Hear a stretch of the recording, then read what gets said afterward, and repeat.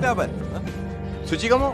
Sepertinya Sila akan dibebaskan dari tuduhan yang telah mencoba mencelakai Tarjo saat itu. Pasalnya Tarjo yang menuntut Sila kepada polisi kini malah berbalik. Tarjo yang akan dijebloskan ke penjara dengan tuduhan perampokan. Mungkinkah tuduhan itu akan ditukar dengan kebebasan Sila? Assalamualaikum warahmatullahi wabarakatuh. Sahabat semua dimanapun Anda berada, semoga kita semua masih diberikan kesehatan dan dimudahkan segala urusannya. Amin ya robbal alamin. Kembali lagi masih bersama saya Adam yang akan membagikan alur cerita sinetron Suci Dalam Cinta, yang mana adegan-adegannya cukup membuat jantung deg-degan dan ceritanya juga cukup membingungkan, namun sangat sayang jika kita lewatkan.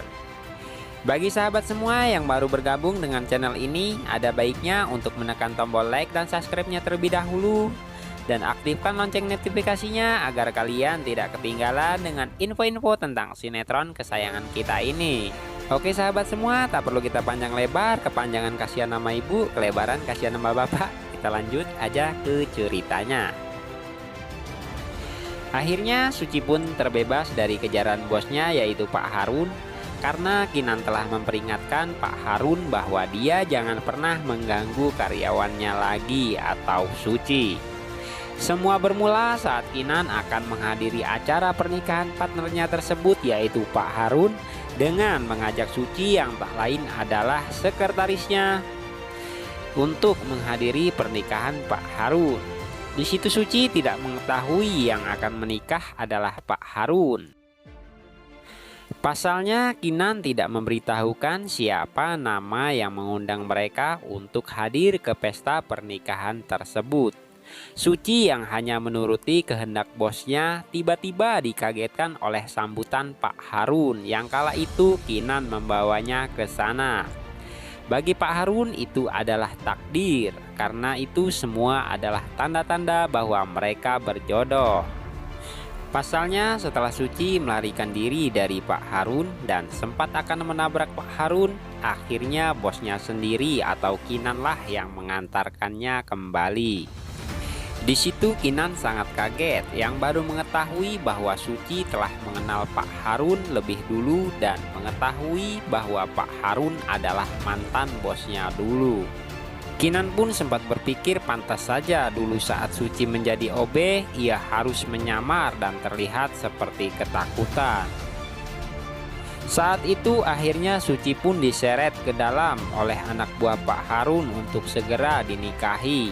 Namun Kinan yang mengetahui bahwa pernikahan tersebut adalah paksaan, karena di situ Suci sangat tidak ingin berdekatan apalagi menjadi istrinya. Kinan pun meminta agar Pak Harun dapat melepaskan Suci. Namun Pak Harun bersikukuh bahwa itu adalah urusannya, karena apabila Kinan ikut campur maka hubungan bisnis mereka semuanya akan dibatalkan. Kinan pun menanggapinya cukup serius. Dia juga tidak mau mempunyai partner yang seperti Pak Harun.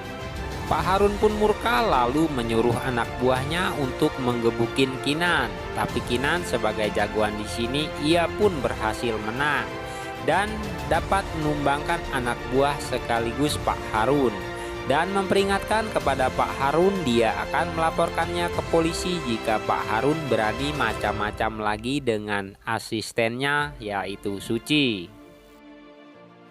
Di sisi lain, Tarjo yang mencari tahu perkembangan kasusnya, ia pun mendatangi polisi untuk mengetahui kepastian penangkapan Sila.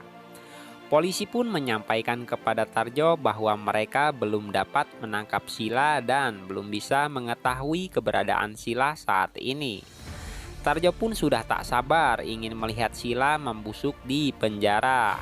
Polisi pun berpesan kepada Tarjo mereka akan secepat mungkin menangkapnya, dan jika Tarjo melihat tanda-tanda keberadaan Sila, ada baiknya untuk segera melapor. Akhirnya pengintaian pun dilakukan oleh Tarjo. Tarjo pun mengendap-endap di depan rumah Ibu Vika, yang kala itu juga Tarjo tak sengaja melihat mobil Rafa ada di sana. Tarjo pun sangat curiga karena Rafa tidak akan pernah sendiri jika ke rumah mertuanya. Tarjo sangat yakin bahwa di rumah mertuanya telah menyembunyikan Sila, dan Sila yang kala itu telah berada di dalam mobil Rafa yang ingin ikut Rafa keliling sebelum ia meninggalkan Jakarta karena mereka akan berniat melarikan diri ke Singapura. Tidak sengaja melihat Tarjo tersebut yang saat itu telah mengendap-endap di rumah ibunya. Di situ Rafa pun ingin kembali ke rumah mertuanya, namun Sila melarang karena Sila memiliki rencana lain. Akhirnya Sila pun menelpon ibunya menyampaikan bahwa Tarjo ada di luar. Di situ kelicikan ibunya dan Sila pun beraksi. Ibu Vika membiarkan Tarjo masuk ke rumahnya dengan sengaja tidak mengunci pintu, dan setelah Tarjo masuk akhirnya Tarjo pun digebuk dari belakang sampai Tarjo pun pingsan, dan akhirnya Tarjo pun diikat. Di situ aksi Tarjo gagal lagi. Di sisi lain, Kinan yang masih sangat ingin mengetahui siapa Suci sebenarnya. Di situ Kinan menyuruh Panji untuk melihat isi handphone Suci yang saat itu Suci telah sengaja disibukkan oleh Kinan untuk menyusun berkas-berkas yang telah diacak-acak oleh Kinan dan melarang Suci membawa handphonenya ke ruangannya tersebut. Di situ terlihat Kinan yang cukup benci tapi juga perhatian terhadap Suci yang saat itu mandi keringat. Pasalnya Kinan tidak sengaja mengelap wajah Suci yang kala itu cukup bermandikan keringat. Dan Suci pun merasa heran dengan perhatian Kinan sehingga mengucapkan kata-kata yang membuat Kinan akhirnya salah tingkah. Di situ pun Kinan memberikan segelas air minum dengan alasan agar Suci tidak dehidrasi. Dengan tatapan yang tajam mengarah ke Kinan, akhirnya Kinan salah tingkah lagi. Namun sayangnya perbuatan Panji yang diketahui oleh Nindi cukup membuat Nindi terkejut saat Nindi menyangka bahwa Panji akan mencuri handphonenya Suci.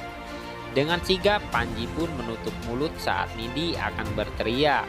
Disitulah terjadilah momen-momen yang cukup membuat kedua pasangan ini semakin bertambah rasa dari hati mereka.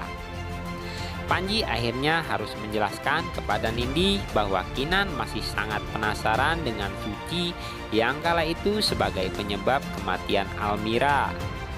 Dan Kinan sangat ingin tahu bahwa siapakah Suci ini sebenarnya. Awalnya Nindi tidak percaya dengan apa yang dituduhkan kepada Suci. Akhirnya Panji pun meminta dia untuk bersama-sama membuktikan lewat handphone tersebut. Namun sungguh sayang handphone tersebut memiliki kata kunci sehingga membuat Panji sangat kesusahan untuk membukanya. Dan akhirnya Suci yang akan menelpon sekretaris lama mereka memergoki Panji yang telah memegang handphonenya. Di situ pun Panji hampir tidak bisa memberikan alasan kepada Suci. Tak lama kemudian Kinan pun datang yang juga sangat kaget melihat rencananya tersebut jadi seperti ini.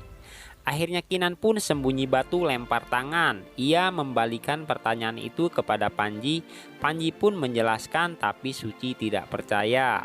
Di dalam hati Suci bertanya-tanya ada apakah dengan Kinan yang sangat ingin mengetahui tentang hidupnya. Oke sahabat semua, sampai di sini cerita sinetron Suci Dalam Cinta kali ini. Saksikan kelanjutan ceritanya di channel ini untuk episode yang akan datang. Terima kasih telah menonton. Saya Adam pamit undur diri. Wassalamualaikum warahmatullahi wabarakatuh.